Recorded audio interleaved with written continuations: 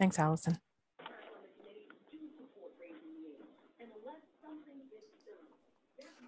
Good evening. I'm Bill Bowie, and welcome to our committee and board meetings this evening, June 8th, 2022.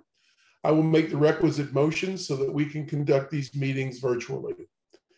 To conduct this meeting wholly electronically and to effectuate the emergency procedures authorized by FOIA and the Fairfax County Emergency Ordinance, the Park Authority Board needs to make certain findings and determinations for the record, as we did at our first electronic meeting. During our meeting, if you wish to be recognized, please raise your hand, and when I recognize you, please say your name. This will ensure that you're recognized and the public knows who is speaking. If you intend to vote nay or abstain on any item, we will need to do a roll call on those votes.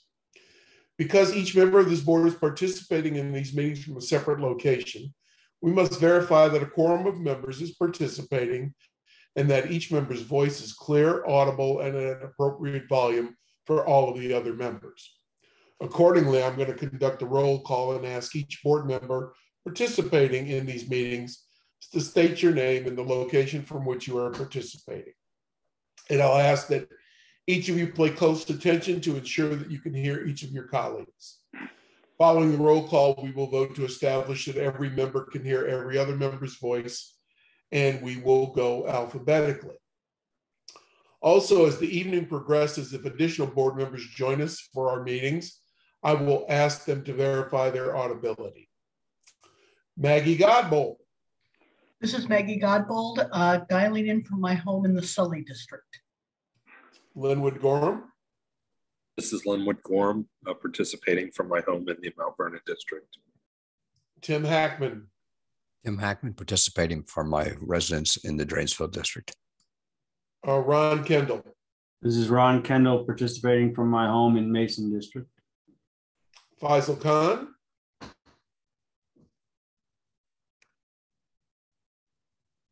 Faisal. Can you hear me? Now we can. I'm at my residence in Providence district. Ken Quincy.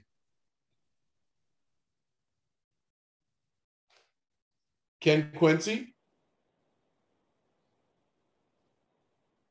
We know Ken Quincy's on the phone, and he's in the Providence district. Kyle Stone. This is Kyle Stone, joining from George Mason University. Mike Thompson. This is Mike Thompson from TPC Sawgrass in Florida. And Dr. Carter. This is Cynthia Jacobs Carter, and I am participating from my residence in Lee District. And I'm Bill Bowie, and I'm participating from my residence in the Hunter Mill District. Absent and excused this evening are Mr. Zook, Jim Zook, as well as Abna Adu, who is attending a most important school function with her daughter. At this point, I will pass the virtual gavel over to Vice Chairman Godbold so that I may be heard to make the requisite motion.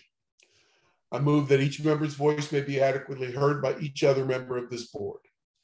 You have heard Maggie Godbold here. You have heard the motion. Is there a second? This is Mike Thompson. I second the motion. Maggie Godbold, it has been moved and seconded. Is there discussion? Seeing and hearing none, all those in favor of the motion signify by saying aye. Aye. Aye. All those opposed say nay. That motion passes, Mr. Chairman. Thank you, Maggie. This is Bill Bowie. Second, having established that each member's voice may be heard by every other member, we must next establish the nature of the emergency that compels these emergency procedures, the fact that we are meeting electronically, what type of electronic communication is being used, and how we have arranged for the public access to this meeting. Therefore, I move that the state of emergency caused by the COVID-19 pandemic makes it unsafe for this board to physically assemble and unsafe for the public to physically attend any such meeting. And that as such, FOIA's usual procedures, which require the physical assembly of this board and the physical presence of the public, cannot be implemented safely or practically. I further move that this board may conduct this meeting electronically via Zoom. It is so moved. Maggie Godbold here. You have heard the motion. Is there a second? Tim Hackman, I second. Maggie Godbold, is there any discussion? Seeing and hearing none, all those in favor say aye. Aye. Any opposed say nay. Mr. Chairman, the motion is approved. Thank you, Maggie. This is Bill Bowie, and with that, we can begin the planning and development meeting. Remember, when you're speaking, please state your name, and I will turn it over to Mr. Quincy, who's the chair.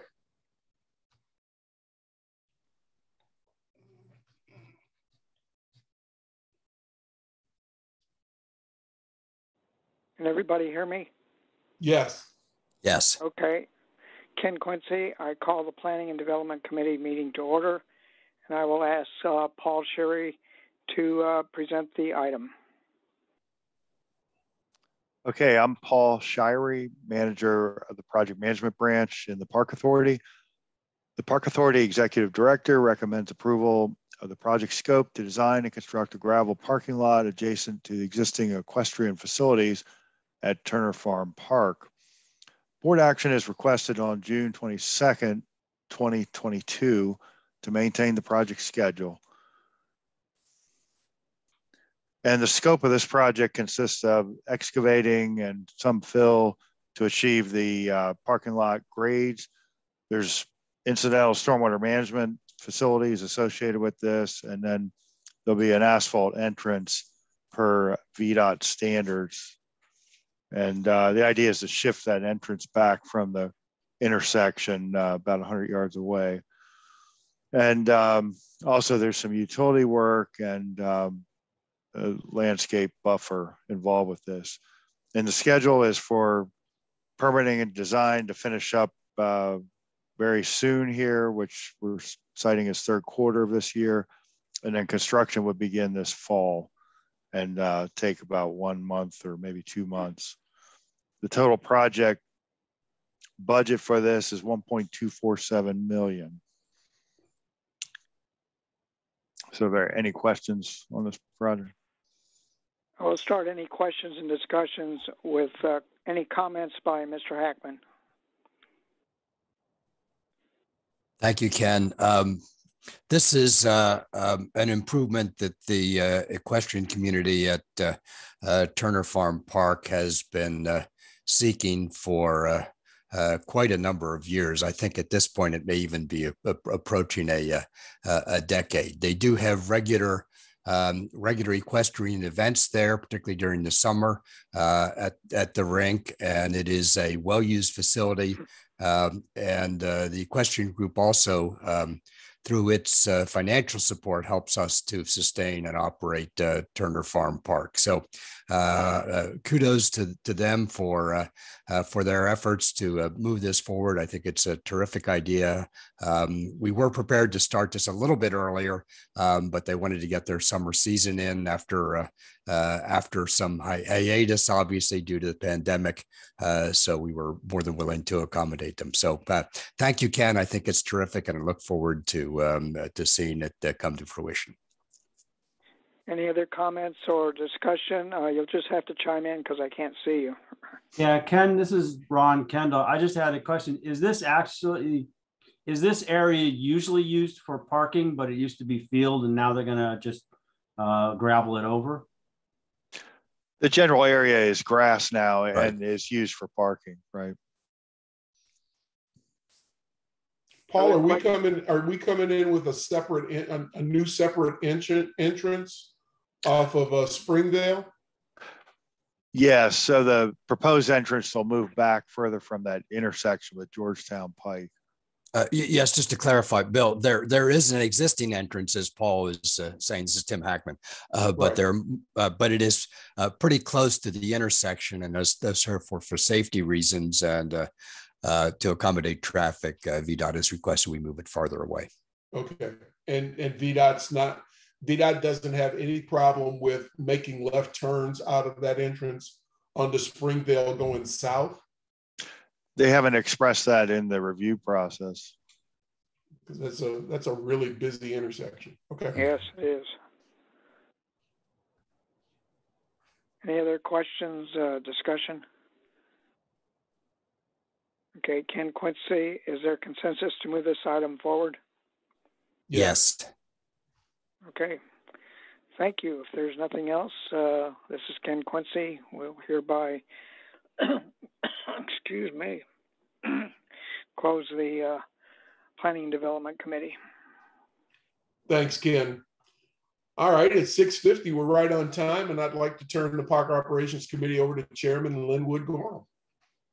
This is Linwood Gorham, and I'd like to start the Park Operations Committee. Doing so, I'd like to introduce our first presenter, Bobby Longworth. Bobby, if you're ready, we are. Yes, thank you, Linwood. This is Bobby Longworth, and I'm the Executive Director of the Fairfax County Park Foundation. The recommendation for this board or for this committee item is that the Park Authority Executive Director recommends approval of the naming of the future amphitheater at the Eleanor C. Lawrence Park, and by naming it the Adler Amphitheater with mutually agreeable commemorative signage to be installed. This is a major feature composed of stone walls and surface tiers that will be used for seating with a capacity of 90 during Park Authority programming and events at the Soley Woodland Stewardship Education Center. With timing, board action is requested on June 8th, 2022. The Adler Family Foundation has pledged $100,000 that must be distributed from their family foundation prior to June 30. The Park Foundation, once received, would expedite and transfer those funds to the Park Authority for use of the building of the amphitheater. Any remaining funds can be used to support the Soley Woodland Stewardship Education Center as needed. So there's much flexibility in this gift. The Adler Foundation, little background, was established in 2004 by Len Adler, a real estate entrepreneur in Northern Virginia. You can see the background, how he built up to the Adler Financial Group, a full service real estate management and development office right in Fairfax. And in addition to running the Adler Financial Group, Len has served on corporate and nonprofit boards in Northern Virginia. And he and his son have reached out to us and really have a goal of leaving an Adler family legacy. And basically their motto is they believe in hard work and win-win partnerships. Education is very important to them. And they've been based in Northern Virginia since the 1950s. So conducting business and giving philanthropically within that area that they've called home for so long is very important to them. They like to support organizations and are truly that are committed to helping individuals in the community and the environment around them. When they learned about the Soley Woodlands Stewardship Education Project, this ticked all of those boxes. And they have enjoyed parks over the decades, including Riverbend Park, and in the past have sponsored Hunter Mill Melodies just recently as we've become connected. And also the Adler Foundation has pledged to sponsor 2 Chessie's carousel horses at Lee District Park. Since that carousel is already built, basically those funds simply help the park after the plaques are created. So they have pledged $100,000 and made a site visit. This solidified their interest since they it aligns with their environmental education, and they were really struck by the beautiful park that they really haven't noticed in the past. So Len Adler is hoping to identify a long-term community partner, nonprofit, through which they can leave a significant legacy beyond his lifetime. He hopes that this and future investments from the Adler family will serve as an example to other family foundations who might follow suit by example and support Fairfax County Parks through the foundation. What you're seeing here is the attachment. It's a plan section graphic of the future amphitheater at Eleanor C. Lawrence Park. Are there any questions? Maggie, this is your magisterial district, isn't it? Yes, it is. Very, very excited about this. And I've got to say, I'm excited because there's a future to this too. So yeah, this is really great, Bobby. I'm glad we can expedite this and get this in. Cynthia? Yes, can you just tell me a little bit more about the carousel? Is that, did you say for repair or naming in Lee? Oh, at Lee District, he actually adopted 2 carousel horses that are at the Chessie's Carousel. Perfect. Yes. There's more that we're talking about, but that has not been solidified quite yet. So yes. Thank you. Any more questions or comments? Yeah, this is Ron Kendall. I'm still trying to align myself to where this is in the park. Mm-hmm. Is it next to the main building? Yes, if the way it is oriented here, if you look at the top where that square is in the square above the 55, that is where the main facility will be located. And there will be that where you see the number 55, there's a bit of a walkway trail. And so the amphitheater will be there and it will go up the hill. And so these are going to be composed of natural rocks and boulders that will create the seating. Yeah, Ron, this is Maggie. So it's oriented this way. The road itself is further above you on the screen. So you'll have the road, then you'll have the stewardship center, and it will be located behind. And if you recall how it looks there, there's a natural hill. So it's just going to follow that natural hill up. So where is the performance space? Or the presentation space? Is it at the top or at the bottom? It is at the top. Right. And the higher level is toward the bottom, if that makes sense. Okay.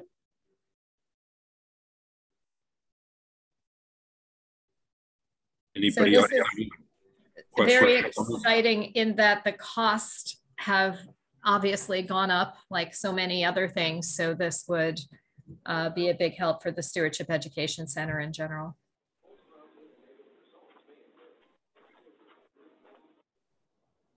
Any other questions? And Cynthia, your mic might be open.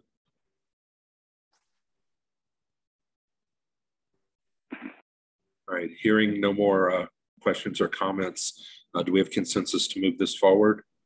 Yes. Yes. Does anybody else have any other business for the Park Operations Committee? Seeing or hearing none, I adjourn the Park Operations Committee. Thank you, Mr. Gorham. We have all of 54 seconds or something before we start our next meeting.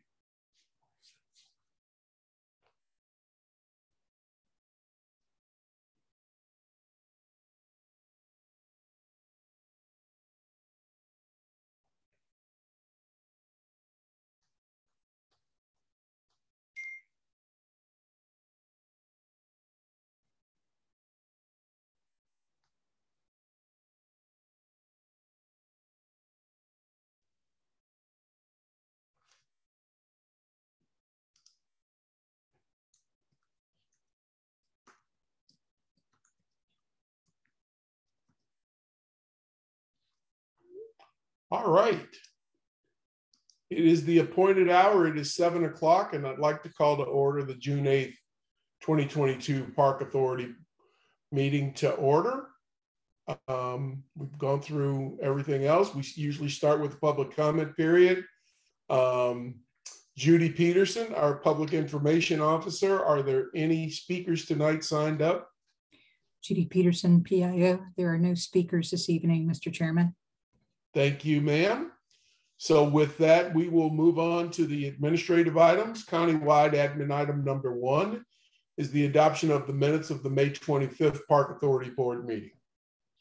This is Maggie Godbold. I second the motion to adopt the minutes.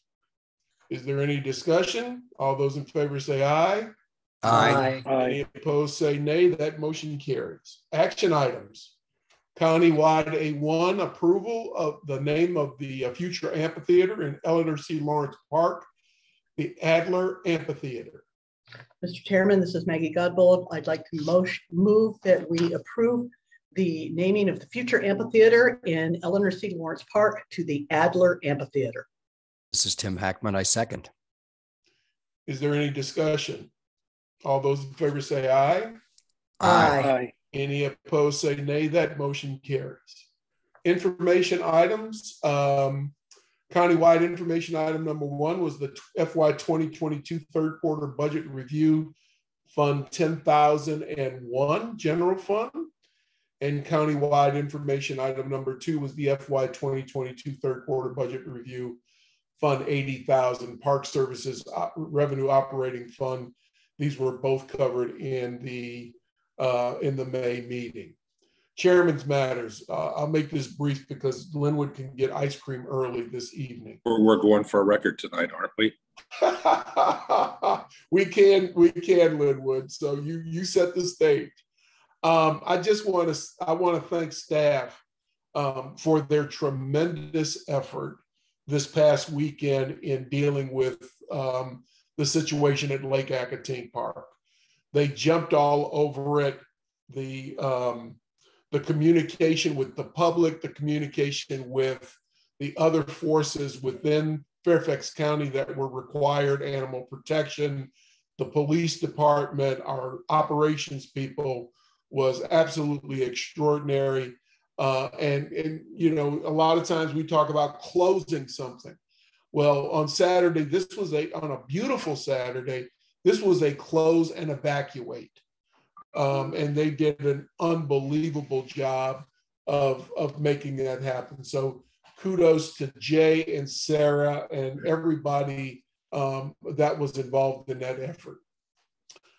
Jay may get into it a little bit later, but conversations continue with the folks across the street about the CIP and the budget. We may be making a little headway. I don't have anything to really give you at this point, but I think we are moving in a positive direction. We are certainly at the, you know, we're under the same constraints that everybody else is in terms of having to cancel this week's volunteer event that was going to be at the water mine. Everybody's having a tough time recruiting, and we just could not get enough staff there to make sure that it was going to be a safe event. So it was the smartest move at this point to cancel that event, and hopefully we can do something at a later time. And lastly, conversations, like I said, continue to go on, not only with DMB, but with all of the supervisors on various matters. And I do have a one-on-one with Chairman McKay next week, and I'll report on that when in our next meeting. And finally, COVID, folks, is real. It is still real. It is still affecting a lot of our folks.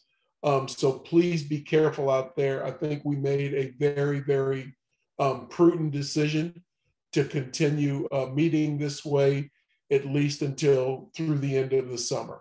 And then we will reevaluate at that point. So thank you for your diligence. Please stay safe out there. And with that, I'll turn it over to Director Cole. Thank you. So a couple things. First, as Bill said, we are still in talks with DMB. We're going to be coming back and giving you a little bit of an update.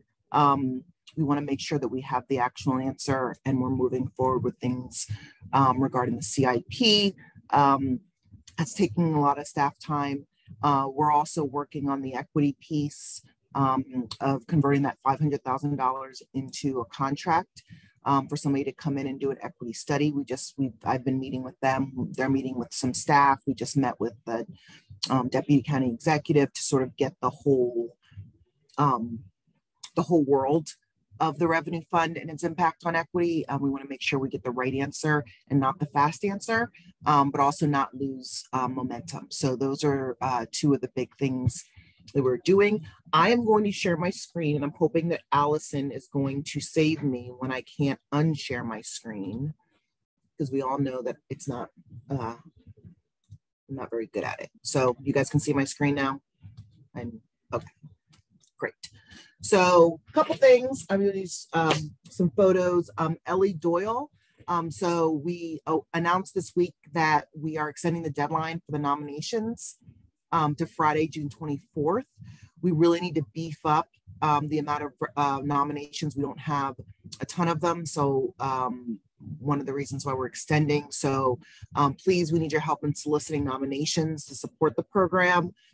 We know there are many wonderful volunteers out there worthy of these recognitions. So if you could reach out to your contacts in the community to ask for nominations for these awards, that'd be great. As always, applications are available on our website and easy to complete. And we thank you for your support of our volunteers and the Ellie Doyle. Here's some more information about it. If you guys would like this all in an email, we can send this slide out. Allison can send the slide out so you can have all of the information at your fingertips. I wanted to throw a photo out there and thank our Ken Quincy for heading out to Oakmar for the Summer Fitness and Wellness Open House. It was highlighted on Facebook, so I just wanted to, he can't see it. So Ken, this is a picture of you at Oakmar. So we'll send that to you as well. He's a media darling. It's all over Twitter as well. He's a media darling. I didn't want to be the only person who was not highlighting Mr. Quincy. On Saturday, as the Coyote, and we'll get into the Coyote thing, was happening, I was headed out to Mount Vernon Woods. NAACP and the Audubon Naturalist Society had a phenomenal event at Mount Vernon Woods where our staff were able to go out there and show some options for the park renovation, which is a very exciting park renovation. This is one of the ones that don't really have anything, and we're creating something there from nothing. It's really a great design that our staff put together, and we got a lot of great input in both Spanish and English for what they value at the park, what they want to see. So thanks to the staff that went out there. I also met either my future employee in the top left or the person who will take my job from me. She was very excited to wear the Fairfax County hard hat, so she was super excited, and a lot of nature events. So it was a phenomenal event and a nice day for it. And speaking of nice days, on the same beautiful Saturday, I just want to give you guys a little bit of a chronology quickly, because I know we're headed to finishing early. So Saturday morning, and I was just having this conversation earlier today with people who they don't quite understand what it takes to operate such a very, very large organization. And I'm not talking about me when I say this, I'm talking about all of the operations staff. I think that the assumption was that, a whole bunch of information comes in and comes up to me and I make a decision. And the reality is that I get a phone call at, I think it was 9:30 from Sarah that says, very succinct, rabid coyote bit 2 people, we had to close the park. That's how quickly it happened, because that was the right call. And we have phenomenal people who are running a park, and it's not easy to close a park the size of Lake Accotink. And here are some of the pictures. The top one in where I think they worked in the kayak rental, who had their truck across the front with cones to push people away from driving in. Handwritten, went in there and hand wrote signs and put on trail posts with caution tape. You see the bottom left, caution tape across. I mean, this park can leak like a sieve with all of the ways in. And so just kudos to all of the the staff who took care of that. Sarah, and I'm not going to name them all, but Sarah specifically, Cindy Walsh, Laura, great. John Burke is in the top right. I got there on Saturday after Mount Vernon, and John Burke had driven out there to see if he could help with natural resources. We had animal protection police were walking through the forest, trying to find the coyote. It was just a phenomenal response. And so John Evans Seklecki was the manager on duty. Dan Grolke, who's the manager of Lake Accotink. Judy Peterson, and not to give away, but she was, it's a Saturday, and so she is dealing with some personal issues, and it was like, I got to get this stuff out on social. And so it was really Animal Protection Police, Fairfax County Police Department. It was just, I think, a phenomenal response by everybody. I'm just so proud of everybody who worked through that. This is just some of the posts that we put out. We kept everybody very, very abreast of what was happening with the first facility closure, posting what the Animal Protection Police is telling us. At some point in time, there was a coyote sighting on Sunday. So that went out for people to call 911 that they saw them. And then the finale was that a police officer was actually bitten and discharged his weapon and shot the coyote. And that's how that all ended on Sunday.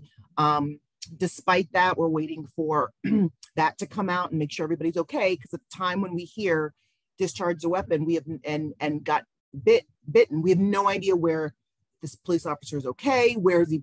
So we're all waiting for that. But the minute that we got the word, ops staff were back out there because it was still a beautiful Sunday, and they reopened the park that day to let people come in, and it was just pretty much as seamless as you can imagine for something like this. We didn't want to forget as Park Authority the officer, so this is what was sent to him yesterday. A thank you from Park Authority and a little stuffed coyote, because how else do you say thank you than giving a stuffed coyote and thanking them for their service, because Protect and Serve takes a different view when it comes to coyote bites in general. So that's the Lake Accotink. Really quickly, just point out there's a few Juneteenth celebrations, now a federal holiday, so everybody's off on Juneteenth, but if you would like to, there are events at Green Spring Gardens, there are events at Sully Historic Site, there are events at Huntley Meadow, not Huntley Meadow, Frying Pan. Frying Pan Park, thank you. Frying Pan Park, and then the top left, if you go to our website, there's a whole page that talks about everything that's happening in parks for Juneteenth. So I just wanted to give that little plug. And lastly, because I'm into showing pictures of our Park Authority board, I just wanted to put out a picture of Dr. Carter and say that Bobby Longworth attended the Planned Giving Days 2022 event this week. And shared that Dr. Carter was honored by the National Capital Gift Planning Council on June 7th as a scholar, recognizing her professional success now as a Senior Advancement Officer, Director of Gift Planning at the Smithsonian's National Museum of African American History and Culture. So I just wanted to say congratulations to Dr. Carter. And that's all I have. Congratulations, Dr. Carter. Thank you. What a surprise. And with that, we will let you start this evening. Well, I said kudos to the staff as always. You all are doing such a super job, and thanks for taking care of that coyote, you all. And Bobby in particular, I want to say thank you, because I know how hard she's been working to have all of this come into fruition. We're excited about that. And I also thank Judy and all for the Ellie work that everyone is doing. And that's all I have. Thank you. Very good. Ron? I want to, I guess, remind folks that the summer concert series is kicking off next week. It's upon us. And I want to thank all the staff, both Area 2 folks, the performance folks, setting things up, getting things, which all of this has to start being planned back in January. It doesn't start, right away. It happens over a long period of time. We did a walkthrough of the amphitheater today, and everything looks perfectly ready for people to come. Our second show this year is going to be Tom Paxton on Sunday night. We expect that there'll be 400 people out there at least to see that performance. And we invite everybody to come. I also want to remind folks that on July 16th, we're having the reopening of Hidden Oaks. It'll be from 10 till 1:30 on the 16th. And there'll be performers, there'll be speechifying, there'll be local political leaders, there'll be local community leaders, and there'll be friends and volunteers there. And I hope everybody who can will come out to look at this wonderful new building. I'm calling it new because it really looks tremendous. Thanks, Ron. Linwood? Well, Mount Vernon started last week with our concert series, Ron. It was a very nice event, and I'd like to thank staff for everything they did. There's been some additions to it, mainly the sale of wine this year, and that involves roping it off. I know there's some other concert series that do that already, but significant amount of effort from staff to get that done, and they did a great job at it. It was a great start, great kickoff. With that, I'll pass. Thank you. Maggie? Thank you, Mr. Chair. I do want to thank staff again for the incredible amount of stuff they did to take care of that coyote. The responsiveness just shows the standard of excellence that the staff have. And I also want to thank Bobby Longworth, because I know how hard it is to cultivate and work with donors and make sure you keep them happy without compromise. And hopefully this will be a long partnership with the Adler Foundation. So thank you very much. And otherwise I pass. Okay. Tim? Thank you, Mr. Chairman. I pass this evening. Okay. Feel better, Tim. Thank you. Mr. Quincy? Ken? Kyle? Everyone's kind of covered it, but I do wanted to say thank you for the staff who had their weekend turned upside down with this coyote. Great response and getting Lake Accotink and taking closed out, keep people out of the park, and then getting the situation resolved. Thank you. Going back to Ken. Okay, it looks like I'm on again. Yes, sir. I'd like to echo the comments that have already been made regarding the staff's great response on the coyote situation, and also the comments that were made concerning the concert series. As Mr. Kendall said, there's a lot of work and planning that goes on, and year after year, it just goes off flawlessly, and we're looking forward to starting it in Nottoway very soon. Thank you, Mr. Chairman. Thanks, Ken. Faisal? First of all, kudos to the staff for great work as usual. Congrats to Dr. Carter. And Linwood, now you can go and have your ice cream. You're going to be done pretty soon. Very good. Thank you. Mike? Thanks to the staff, and I'll pass. Okay. Well, with that, we will hope to see you at some event in the next couple of weeks. If nobody else has anything, I would like to adjourn this meeting. Have a great night, and we are adjourned. Deal. Thanks, everybody. Thank you. Bye.